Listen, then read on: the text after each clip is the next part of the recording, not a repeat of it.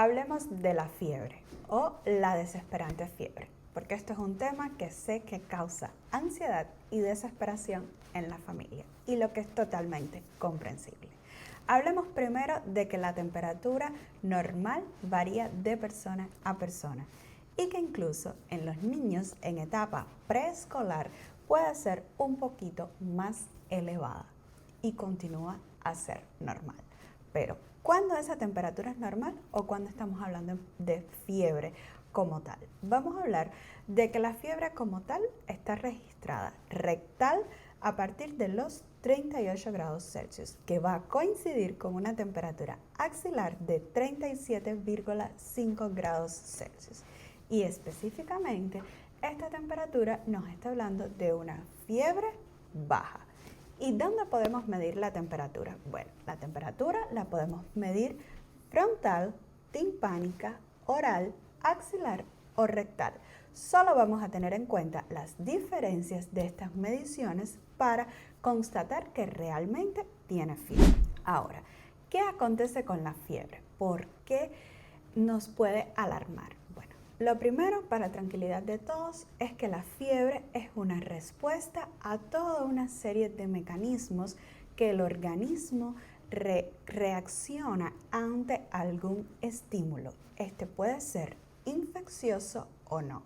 Y de ahí las diferencias que vamos a tener en cuanto a tiempo de duración y características de esta fiebre. ¿Qué acontece? Que estos mecanismos van a tener una repercusión en el metabolismo en sentido general, pero sobre todo en los aparatos cardiovasculares y pulmonares. De ahí que vamos a tener un aumento en la frecuencia cardíaca y respiratoria durante un episodio de fiebre. Y tiene un rango en el que va a ser totalmente normal. Ahora, cuando hablamos de una fiebre aguda, vamos a hablar siempre de una fiebre aguda cuando está por debajo de los 7 a 10 días.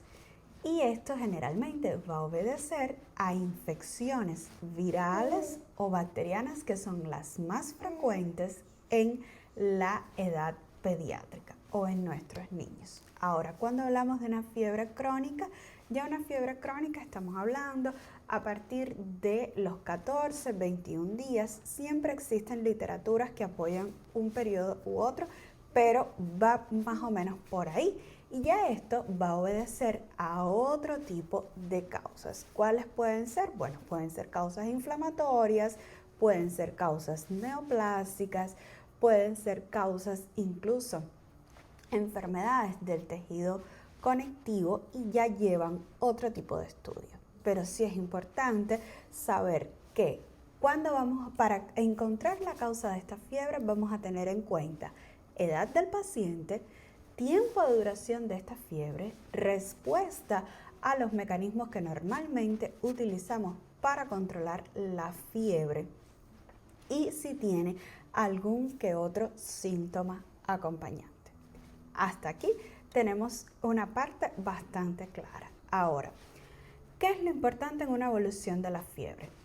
¿Cuándo apareció? ¿Cómo cede esta fiebre? Si se hace resistente o no ante los medios físicos y terapéuticos de la fiebre que normalmente utilizamos y por supuesto, como le estaba hablando, si está acompañado o no de otros síntomas. Importante saber que muchas veces la fiebre es el primer síntoma que aparece y no siempre el pediatra o el médico, el personal de salud en sentido general, va a encontrar una causa en las primeras 24-72 horas. Y es por eso que hablamos para los padres que es una fiebre que no tenemos todavía una causa, es una fiebre sin focalización y muchas veces necesitamos reevaluar este paciente en las próximas 48-72 horas. Y para esto están establecidos muy bien los protocolos, teniendo en cuenta, por supuesto, la edad del paciente. Y Aquí también va a jugar un papel fundamental la epidemiología, porque en todos los países no es igual y tenemos que sospechar enfermedades en unos o en otros que no van a estar presentes, sobre todo cuando es una fiebre aguda. El componente infeccioso es importante porque tenemos enfermedades endémicas que desde las primeras horas podemos descartar, pero también tenemos otras que no necesariamente es así y que podemos pasar varios días, sobre todo como les hablaba, después de las 48 a 72 horas para tener un diagnóstico o una sospecha diagnóstica, por lo que son los días más difíciles, los días que la fiebre se hace más resistente y que en ocasiones debemos medicar más a nuestros niños para poder controlarla. Como siempre les digo, es un placer hacer este tipo de contenido. Si realmente les gustó y les fue útil, déjenos un like.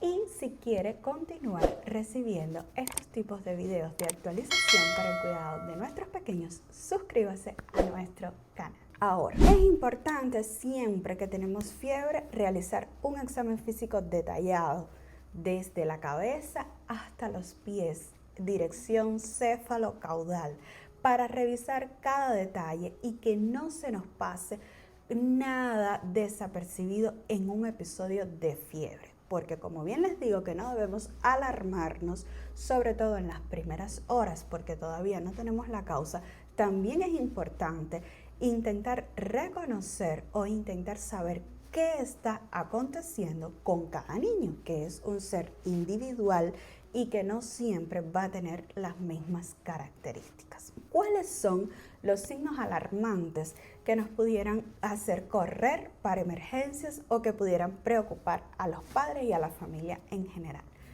Cuando es una fiebre en un niño menor de 3 meses. Cuando es un niño inmunodeprimido, que tiene alguna enfermedad o condición que lo inmunodeprime. Cuando estamos en presencia de un niño con una desnutrición proteico-energética.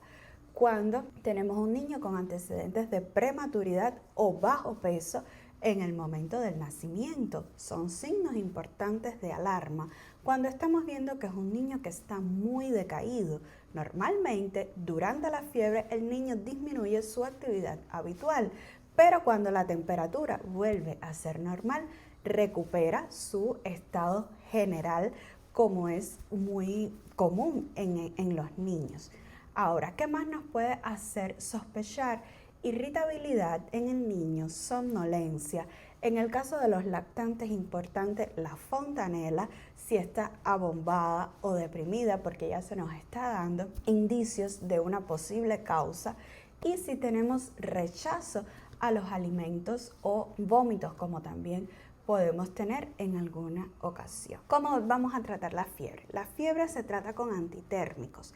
Los antitérmicos más conocidos, paracetamol, ibuprofeno, siempre con prescripción médica. En pediatría es muy importante edad, peso para llevar a la dosis justa de los medicamentos, así como el tiempo, la frecuencia con la que vamos a medicar. ¿Por qué? Porque así evitamos sobredosis o quedarnos por debajo en la dosis adecuada de estos medicamentos. De ahí que muchas veces los padres se desesperan porque, por ejemplo, la fiebre puede regresar antes de las 4 horas y es importante que no se debe medicar antes de las 4 horas, que tiene que ser siempre supervisado por un personal sanitario para medicar a estos pacientes. Y de ahí la importancia entonces de los medios físicos, que es otra forma para tratar la fiebre. Los conocidos baños de agua tibia, no baños de agua fría.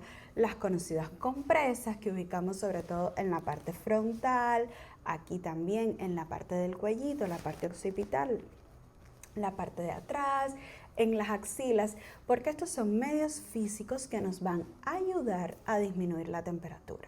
Siempre medicar primero con el antitérmico y después entonces aplicamos estos medios físicos. ¿Por qué? Porque demora este antitérmico en hacer efecto y ya estamos usando el medio físico como apoyo a disminuir la temperatura, ¿sí? infelizmente regresa la fiebre antes del tiempo que su médico orientó para la medicación, entonces ahí debemos usar de nuevo estos medios físicos, que es el agua, sobre todo el más importante, para poder ayudar a disminuir esta temperatura. Entonces, ¿qué no debemos hacer con la fiebre? Por favor, medicar antes del tiempo recomendado por su médico, que es muy importante, usar baños de agua fría, utilizar otros productos como alcohol, vinagre. No está realmente científicamente probado que esto es útil para disminuir la temperatura. Y siempre recordar que aunque la fiebre desespera, no siempre vamos a tener una respuesta ante un posible diagnóstico en las primeras 24 o 48 horas. Pero sí recomiendo que debe ser evaluado y examinado este paciente para tener la certeza de que todo está bien, de que podemos medicar y esperar.